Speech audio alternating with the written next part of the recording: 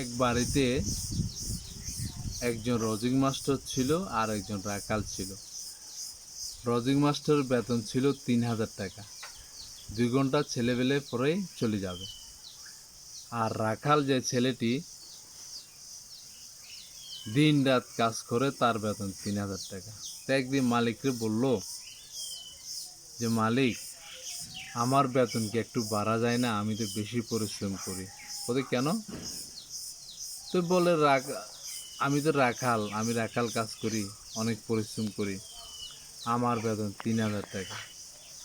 আর রোজিং master যিনি, উনি মাত্র ২ ঘন্টা ছেলেবেলে পড়াইয়ে চলে যায়, ওনার বেতন ৫,০০০ টাকা। কয়ে, ঠিক আছে, এটা একটা ব্যবস্থা হবে আমি।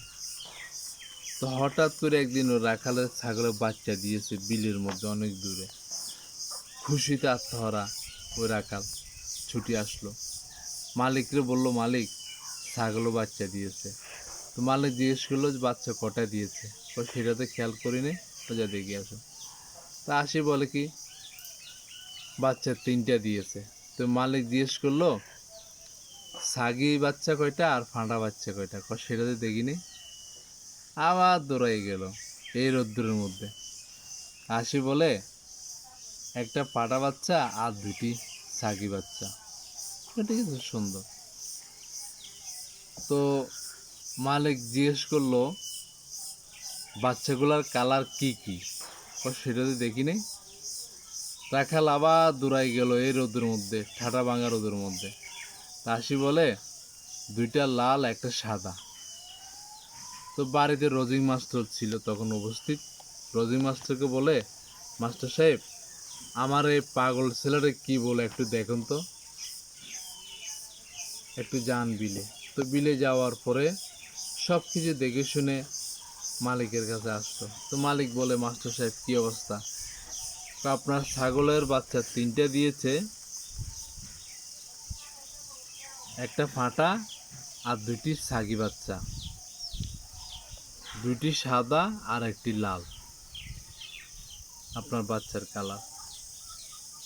তখন ওই মালিক রাখালের দিকে তাকায় বলে, তুমি এই বাচ্চার বর্ণনা দিতে আমাকে তুমি 3বার গিয়েছ, আর আমার এই রজিং মাস্টার একবার গিয়েছে, আমি ওকে বলিও নে, উনি ডিটেলস সব কিছু নিয়ে আসছে।